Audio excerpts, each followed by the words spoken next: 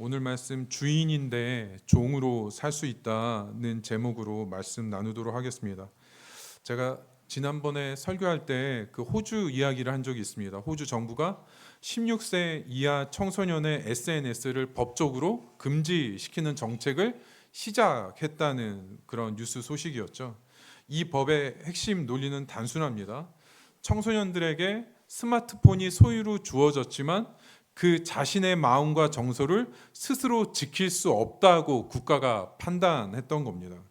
문제는 내가 무엇을 가지고 있느냐, 소유가 아니라 내가 그것에 지배당하지 않을 수 있는 자유가 있느냐 하는 겁니다. 아무리 가지고 있지만 다스리지 못하고 선택하는 것 같지만 실제로는 끌려다니고 있을 수 있기 때문입니다. 그런데 최근에 그 호주에 대한 후속 기사가 났습니다. 최근에 이 법안이 호주에서 통과된 이후로 이제 새로운 현상이 나타났는데, 호주에서 SNS가 금지되니까 많은 청소년들이 법의 제재를 받지 않은 새로 생겨나는 앱이나 플랫폼으로 순식간에 이동한다는 거예요. 겉으로 드러난 기사 내용은 법안이 철저히 준비하지 못했다라는 부분도 있고 청소년들이 법을 피했다는 내용이지만 이 문제 안에는 훨씬 더 본질적인 문제가 있습니다. SNS를 사용하느냐 사용하지 않느냐가 문제가 아니라 이미 호주 청소년들뿐만 아니라 청소년들이 SNS 없이는 마음이 버틸 수 없는 상태로 무너져 있다는 걸 보여주는 대목이라는 겁니다. 법안이 SNS의 노예로 살아가는 청소년들에게 아무리 법안을 만들고 법안 위에 법안을 만들어도 청소년들에게 그 법안이 자유를 주지 못한다는 부분입니다. 오늘 본문에서 갈라디아 성도들이 가지고 있는 문제가 똑같은 문제였습니다. 율법은 문제를 억제할 수는 있지만 사람을 자유하게 할 수는 없습니다. 이것이 오늘 바울이 오늘 본문에서 말씀하고자 하는 주제입니다. 갈라디아 성도들의 문제가 무엇인가? 복음에서 오는 자유를 가졌음에도, 하나님의 상속자의 약속을 받았음에도 불구하고 다시 율법을 찾는 겁니다. 저는 이 부분이 갈라디아 성도들의 문제가 아니라 우리의 본질적인 문제라고 생각합니다.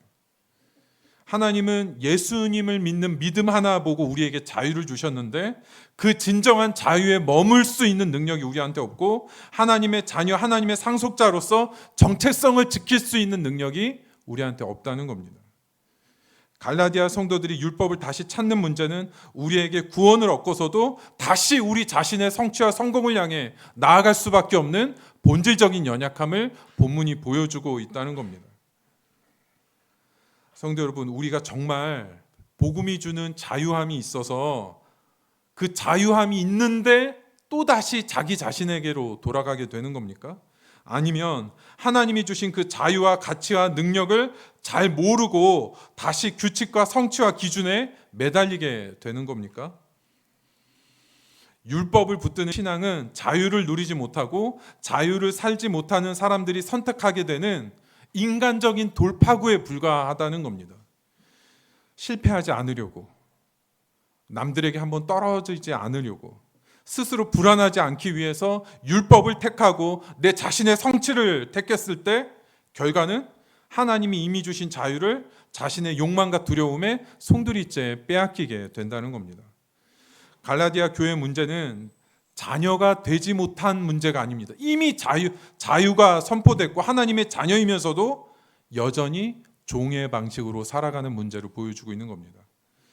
오늘 말씀을 통해서 우리가 주인이면서도 왜 종처럼 살아가는 현실에 우리가 서 있게 되는지 그 원인을 한번 생각해보고 어떻게 하면 다시 하나님이 주신 진정한 자유를 회복할 수 있는지 결단할 수 있는 시간이 되기를 바랍니다. 오늘 처음으로 살펴볼 제목 한번 천천히 같이 한번 읽겠습니다. 하나님의 정하심이 우리의 미성숙을 앞선다.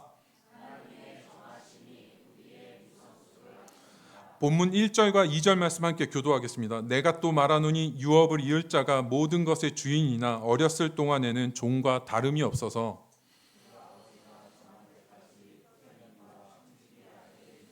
바울은 지금 갈라디아 교회가 겪는 문제를 이 당시 상속 문화를 통해서 보여주고 있습니다. 로마의 법적 관행 중에서 이런 게 있습니다. 부유하고 지위가 높은 집안의 한 소년이 법적인 상속자이고 가족 재산의 젊은 주인은 맞지만 성인이 될 때까지 미성년자인 동안에는 노예랑 비슷한 규칙과 억압 속에서 살게 되어 있었다는 겁니다. 노예는 아니지만 노예처럼 살아갈 수 있다는 부분입니다. 이 문화를 갈라디아 성도들의 모습을 빗대어서 설명하고 있는 거죠. 미성년자 산속자는 성인이 될 때까지 청지기의 보살핌과 후견인의 감독 아래 살게 됩니다. 바울이 성경에서 왜 이 적용을 갈라디아 성도들에게 하고 있는 것입니까? 이미 예수 그리스도를 믿은 갈라디아 성도들에게 왜 노예와 같다는 심한 표현을 하고 있는 것입니까? 예수님을 믿음으로 아브라함의 유업, 구원, 축복을 다 받았는데 다시 율법을 쫓아가려고 하기 때문입니다. 예수님을 믿었는데도 율법의 종이 되고자 하는 모습을 보여주려고 하는 거죠. 바울은 이러한 모습이 갈라디아 성도들이 율법의 노예가 된 거라고 보고 있는 겁니다.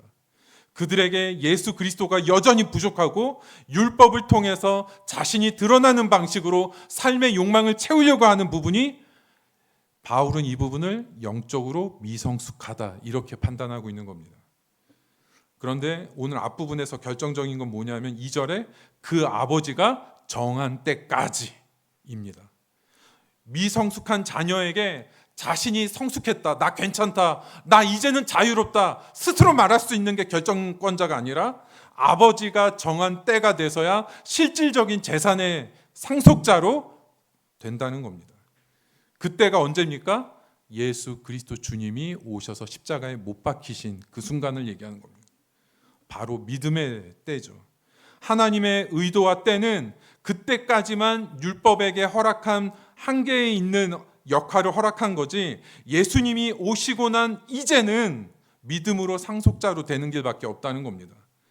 바울이 1절과 2절 말씀을 통해서 하고자 하는 메시지는 이겁니다. 이게 핵심입니다. 아버지가 정한 때가 이미 왔고 십자가 복음의 자유로 모든 축복의 유산을 지금 누리고 소유하게 되었는데 지금 너희들 어떻게 다시 율법으로 돌아갈 생각을 하느냐. 바울은 그 이유가 영적으로 성숙하지 못했기 때문이라고 말씀하는 겁니다. 여기서 미성숙하다는 의미는 하나님이 주신 구원과 자유를 뒤로하고 다시 스스로 속박을 택했기 때문입니다. 성도 여러분, 어떤 게 자유이고 어떤 게 속박입니까? 하나님이 우리에게 주신 자유는 죄의 속박으로부터의 자유를 주셨습니다. 스스로 하나님 은혜에 감사하고 그분만으로 만족하고 그 뜻 안에 살아갈 수 있는 자유를 우리에게 주신 거죠. 그럼에도 우리 안에 속박으로 돌아가려는 성향은 나라는 집착을 놓을 수가 없는 겁니다. 내가 지키는 율법으로 내가 드러나야만 하고 내 노력과 성취로 진정한 만족과 기쁨을 찾으려고 하는 본질적인 성향이 우리한테 있는 겁니다. 이제 중요한 건 뭐냐면은 어떻게 하면 영적인 미성숙을 회복할 수 있는가 하는 부분이죠.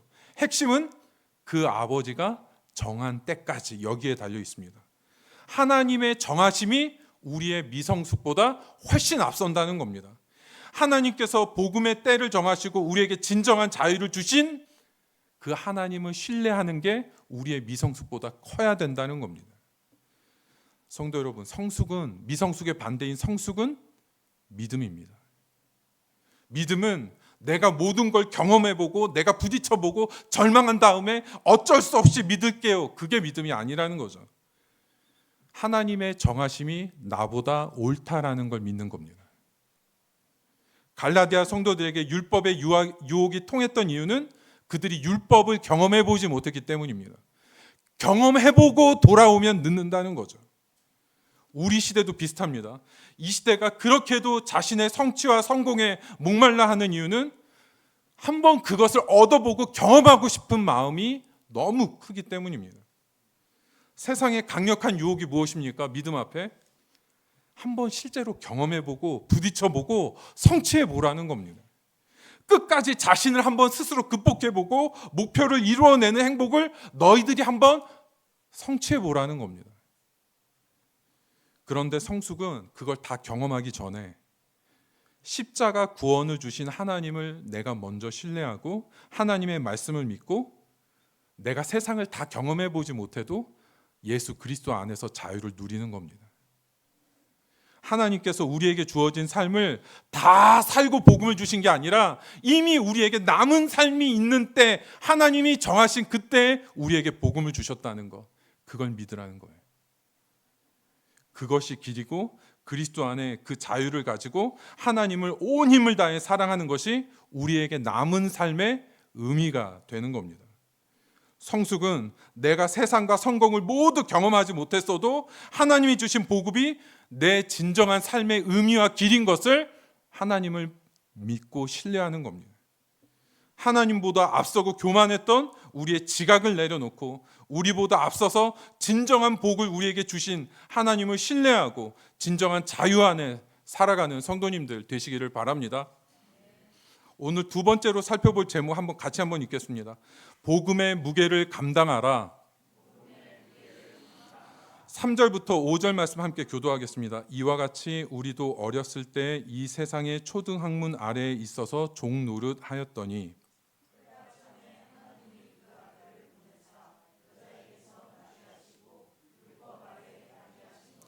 율법 아래에 있는 자들을 속량하시고 우리로 아들의 명분을 얻게 하려 하심이라. 3절과 5절은 복음의 핵심 내용을 다루어서 우리는 이게 너무 친숙하고 이거 복음의 내용 아닌가 생각할 수 있는데, 이 어구 하나하나를 보면은 바울이 어떤 무게감으로 이 복음을 전하고 있는지 깨달을 수 있습니다. 우리도 그 3절 앞부분에 우리도 어렸을 때는 성도들의 과거를 얘기하는 겁니다. 예수 그리스도를 믿기 전 과거는 이 세상의 영적 세력과 권세에 종노릇하는데 종인지 모르고 살았다는 겁니다. 여기서 어리다는 것은 예수님을 알지 못해서 어린 겁니다. 죄를 영적으로 바라보지 못해서 평생 종노릇했던 우리의 과거를 말하는 거죠. 근데 중요한 단어가 초등학문 아래에 있어서라는 말입니다. 이 말은 두 가지 의미가 있는데, 첫 번째는 이 초등학문 아래에 있어서라는 말은 삶의 기초적인 원리입니다. 해가 뜨고 지는 이런 당연한 원리들. 그런데 이 의미가 바울이 부정적으로 쓰인 겁니다. 무슨 말이냐면, 두 번째 의미가 뭐냐면은 사람이 본질적으로 우상을 숭배하게 되는 기초적인 영적인 악의 세력에 붙들려 있는 걸 초등학문 아래에서 이렇게 표현한 겁니다. 그래서 NIV 영어 성경은 너무 정확하게 이 부분을 어떻게 번역했냐면은 기초적인 영적인 세력들에 붙들려 있는 것, 이게 예수님을 알기 전 우리의 상태라는 겁니다. 예수님을 전혀 모르고 이 세상의 죄악의 세력에 붙들려 살던 때를 말하는 거죠. 이 부분은 지적으로 이해하는 걸 얘기하는 게 아니라 영적으로 아예 눈이 멀어졌던 우리의 상태를 보여주는 겁니다. 그런데 바울이 이 부분에서 말씀하는 이유가 뭐냐면은 우리에게 영적 전쟁이 있다는 걸 알려주는 겁니다. 예수 그리스도께서 십자가의 죽으심과 부활로서 어둠의 권세를 물리치셨기 때문에 성도들이 악한 영들에게 완전한 지배를 받지 않지만 우리에게 남아있는 영적 전쟁이 있다는 걸 보여주는 겁니다. 평생 지속되는 싸움이 있습니다. 바울이 강조하는 것은 갈라디아 성도들이 지금 예수님의 십자가 복음을 받고 구원을 얻었음에도 불구하고 영적인 이 싸움에서 밀리고 있다는 걸 보여주고 있는 겁니다. 4절 시작할 때 헬라어 원어에는 너무 강력한 그러나가 있습니다. 4절 시작할 때. 그러나 때가 참해. 하나님의 시간이 충만함에 이르렀을 때 예수님이 이 땅에 오신 때가 하나님의 충만한 때라는 겁니다. 그 충만한 때에 어떤 게 이루어집니까? 세 가지가 나오는데, 하나님이 그 아들을 보내사 예수님은 완전한 하나님이었다라는 걸 강조하는 거고, 두 번째 여자에게서 나게 하시고 예수님이 완전한 사람으로 오셨다는 겁니다. 세 번째 완전한 하나님인 동시에 완전한 사람으로 오신 예수님께서 율법 아래에 나게 하셨다. 이 말은 뭐냐면은 예수님이 하나님의 아들이면서 죄의 지배와 죄의 권세 아래 살게 하셨다는 겁니다. 그 죄악의 세력 가운데서 율법을 온전하게 이루는 걸 순종하셨다는 뜻입니다. 왜냐하면 이렇게 이 조건이 하나님의 어린 양으로 율법 아래 죽을 수밖에 없는 모든 죄인들을 속량할 수 있는 유일한 조건이 이거기 때문입니다. 하나님이면서 사람인 동시에 율법이 미치는 죄의 영향에서 하나님의 말씀을 끝까지 순결하게 순종했을 때 그 죽음이 우리의 죄의 속박에서 자유케 하는 조건이 되는 겁니다. 하나님께서 그 아들에게 예수님께 주신 사명이 너무나 무거웠다는 걸 얘기하는 겁니다. 목적이 무엇입니까? 5절에선 그 목적을 얘기합니다. 첫 번째는 율법 아래 있는 자들을 속량하는 것. 이 부분은 하나님이 준비하시고 예수님이 완전하게 순종함으로 준비가 되어 있는 겁니다. 그런데 우리에게 아들의 명분을 주시기 위한 이 아들의 명분은 우리가 예수 그리스도를 믿음으로만 얻게 하십니다. 아들의 명분은. 바울은 십자가 복음을 말하면서 이 복음이 이 부분을 얘기하는 겁니다. 십자가 복음은 하나님의 모든 것을 쏟아부어 준비한 구원이라는 이 무게를 얘기하는 겁니다. 하나님의 아들보다 소중한 것이 어디 있겠습니까? 하나님께 그 아들을 인간으로 보내셔서 죄의 세력 안에서 살게 하시고 완전하게 순종하게 하신 다음 십자가에 못 박혀 그 죽음에 내모시는 겁니다. 그게 복음의 무게라고 얘기하는 겁니다. 그 어떤 조건으로도 얻을 수 없고 오직 믿음으로만, 우리는 예수님을 믿음으로만 이 영광의 무게를 감당하고 살아갈 수 있는 겁니다. 바울은 지금 갈라디아 성도들이 율법으로 돌아가려고 할 때 지금 갈라디아 성도들을 붙잡거나 설득하는 게 아닙니다. 지금 바울이 하고 있는 지금 이 3절부터 5절까지의 과정이 무엇입니까? 그들에게, 갈라디아 성도들한테 처음 원래 들었던 십자가 복음을 다시 선포해 주는 겁니다. 그 복음은 하나님의 모든 것을 쏟아부어서 이루신 결정체라는 겁니다. 하나밖에 없는 외아들을 사람의 몸으로 보내셔서 모든 죄악의 권세 아래에서 살게 하시고 율법에 완전히 순종하게 하셔서 결국에는 십자가에 못 박혀 죽으시도록 내어주신 하나님의 영광의 무게가 십자가 복음 안에 담겨 있다고 말하고 있습니다. C.S. 루이스가 1941년도 옥스포드에서 발표한 그 설교 에세이 중에서 제목이 영광의 무게라는 글이 있습니다. 영광의 무게. 여기서 C.S. 루이스가 현대인들을 지적할 때 뭐라고 지적하냐면은 현재 우리는 너무 값싼 것으로 만족하고 있다, 이런 말을 합니다. 진정한 영광의 본질은 오직 예수 그리스도 공로를 믿음으로 우리 자신이, 내 자신이 끼친 어떤 내 영향에도 불구하고 하나님이 기뻐하시는 존재로 받아들여지는 것이 하나님이 주신 영광의 무게라고 말합니다. 이것이 참된 영광의 무게를 감당하는 길이라고 말하는 겁니다. 예수님의 십자가 영광의 무게는 오직 예수님을 믿음으로 우리 존재 자체가 하나님께 예수님의 존재로 완전히 받아들여지는 것, 이게 영광의 무게라는 겁니다. 성도 여러분, 십자가 복음의 영광은 누구에게나 열려 있지만 십자가 복음은 굉장히 배타적입니다. 그 십자가 복음의 무게를 깊이 알고 예수님이 전부인 사람에게 하나님은 영적인 모든 축복과 은혜를 주시지만, 하지만 그 사랑을 믿고 있음에도 불구하고 아주 세상에만 목말라 하는 얕은 사람에게 하나님이 주신 십자가 복음의 은혜는 말라간다는 겁니다. 예수님을 믿고 전심으로 예수님을 사랑하는 것이 십자가 영광의 무게에 대한 우리의 유일한 길이라고 말씀하고 있는 겁니다. 오늘 예배를 통해서 다시 단순하게 복음을 믿음으로 하나님께 가장 기뻐하는 존재로 여겨지는 그 축복과 은혜와 기쁨이 우리 안에 살아나기를 바랍니다. 그 은혜가 우리에게 가장 복되고 즐거운 축복이 되기를 바랍니다. 그래서 예수 그리스도 안에 더 깊어지는 풍성한 은혜로 들어가서 하나님으로 채워지는 기쁨이 넘쳐나는 성도님들 되시기를 바랍니다. 오늘 마지막으로 살펴볼 제목 같이 한번 읽겠습니다. 성령을 따르는 것이 진정한 자유다.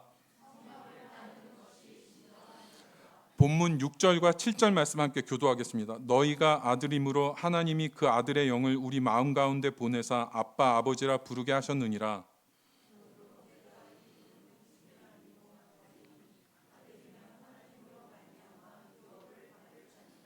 하나님은 우리를 구원하시고 버려두시는 게 아니라 증거를 주시는데 성령을 우리에게 보내주신다는 겁니다. 그 증거가 무엇입니까? 우리 안에 성령이 있다는 증거는 하나님을 아빠, 아버지라고 부를 수 있는 것입니다. 여기서 부르다는 그냥 아빠, 아버지 이렇게 부르는 게 아니라 강력한 부르짖음이라는 뜻입니다. 진심 어린 마음에서 우러나오는 외침입니다. 성령의 역사가 어떻게 우리 마음을 바꿉니까? 하나님에 대한 인식을 두려움에서 사랑으로 바꿔놓습니다. 성령. 더 이상 하나님이 나를 무섭게 하고 심판하시는 분이 아니라 하나님이 우리를 사랑하고 지지해 주시는 분으로 우리가 알고 하나님을 진정으로 아빠, 아버지라고 부르게 되는 겁니다. 여기서 성령의 임재는 기적이나 환상을 말하는 게 아니라 하나님을 향한 마음이 바꾸어지는 역사를 성령이 임재한다고 표현하고 있는 겁니다. 이것은 단순히 감정적 호소가 아니라 예수님을 믿음으로써 하나님의 사랑에 대한 확신이 성령을 통해서 우리 안에 생기고 진정한 하나님 아버지로 믿게 되는 과정이 우리 안에 하나님이 다 심어 놓으셨다는 겁니다. 반대로 하나님께서 성령을 주시지 않았다면 절대로 하나님을 간절하게 아버지라고 부를 수가 없는 겁니다. 만약 우리가 성령을 통해서 하나님의 사랑을 확신하고 하나님을 부르게 되었다면 7절 말씀처럼 이후로는 우리는 종이 아닙니다. 종이 될 수 없습니다. 세상을 다스리는 악한 권세로부터 온전히 자유함을 얻게 됩니다. 바울이 갈라디아 성도들에게 강력한 메시지가 무엇입니까? 어떻게 하나님을 아버지라고 부르는 성령의 은혜가 너희 안에 인쳐졌음에도 불구하고 율법을 함께 섬길 생각으로 돌아가느냐, 이 얘기를 하는 겁니다. 약속된 유업과 구원을 받고 하나님을 아버지라 부를 정도로 성령이 주시는 하나님의 사랑의 확신이 우리 안에 가득한데 어떻게 또다시 자기 성취의 노예로 살아갈 수 있느냐고 질책하는 말씀입니다. 그것은 성령께서 우리 안에 주신 하나님의 사랑의 확신을 깨트리는 것이고 하찮게 만드는 겁니다. 핵심은 이 말입니다. 내가 이후로는 성령이 주시는 확신, 그 이후로는 절대로 노예가 될 수 없다는 겁니다. 성령께서 주시는 그 확신을 떠나지 말라고 말씀하는 겁니다. 우상의 정의가 어떻게 되냐면 하나님보다 더 중요하게 여기면서 하나님 아닌 것에서 내 삶의 정체성과 의미를 찾게 되는 것이 우상입니다. 그러면 내가 가지고 있는 우상이 무엇인지 밝히는 두 가지 질문이 있습니다. 첫 번째, 이것 없으면 나는 무너진다. 하나님 말고 이것 없으면 나는 무너진다. 한번 그게 무엇인지 한번 생각해 보십시오. 두 번째 질문, 이것이 나의 가치와 정체성을 증명해 준다. 하나님이 전부이면 다른 게 있을 수 없다는 겁니다. 그런데 참 신기한 건 우상은 대부분 나쁜 가치에서 시작하지 않습니다. 오히려 우상은 좋은 것에서 시작합니다. 자신이 노력해서 성취와 성공을 누리는 거 좋은 겁니다. 나쁜 게 아닙니다. 그런데 이 성취와 노력이 내 삶의 전부가 돼버리면 우상이 되는 겁니다. 결국 하나님을 대신하는 자리에 내가 앉게 되는 겁니다. 우리가 열심히 노력을 해도 목표를 다 이루지 못하면 말씀을 통해서 성령께서 우리에게 말씀을 주십니다. 괜찮다고. 너가 그 목표 이루지 못해도 내가 여전히 너를 사랑한다고. 그럼에도 자신에게 주어진 결과를 만족하지 못하고 더 열심히, 더 혹독하게 스스로 몰아붙이는 겁니다. 조금만 더 해보자. 여기서 더 하면 또 좀 더 나은 걸 얻을 수 있겠지. 끝이 없는 겁니다. 진정한 복음이 주는 자유와 성령의 능력은 무엇입니까? 말씀 앞에 나를 멈출 수 있고 거기서 하나님으로 만족하고 하나님을 기뻐하며 하나님을 의지하는 길로 가는 겁니다. 저는 태어나서부터 공부를 저희 아버지한테만 공부를 배웠습니다. 근데 아버지 스타일의 공부법은 너무 혹독하게 몰아붙이는 스타일의 공부법이었어요. 그런데 제가 사역을 하니까 그 방법대로는 제가 사역을 할 수가 없는 겁니다. 그런 식으로 사역을 섬기고 할 수는 없죠. 근데 제가 하나 깨달은 게 있는데 하나님을 섬기고 무엇을 준비할 때는 하나님이 주시는 사랑과 자유함 가운데서 제가 드릴 수 있는 전부를 드리는 겁니다. 그렇게 만약에 말씀을 준비했다면 준비하는 데까지만 그렇게 준비고 온전히 하나님께 맡기는 자유와 멈춤이 저한테 있어야 사역이 되는 겁니다. 제가 우리 청년들하고 어떤 일을 하나씩 섬기고 이루어 나갈 때가 있습니다. 일을 준비하고 행사를 준비할 때나. 그런데 그럴 때 이제 청년들을 볼 때 안타까운 마음이 들 때가 있는데, 오히려 청년들이 만약에 열심히 좀 안 하고 좀 게으르면 그거는 솔직히 저는 걱정이 하나도 안 됩니다. 그거는 나중에 하나님의 은혜가 채워지면 변할 수 있는 부분이거든요. 그게 마음에 걸리지 않아요.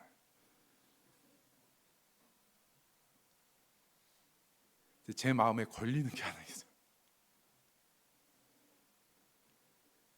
끝까지 자신한테 만족하지 못하고 자신을 혹독하게 물어붙이는 스타일들.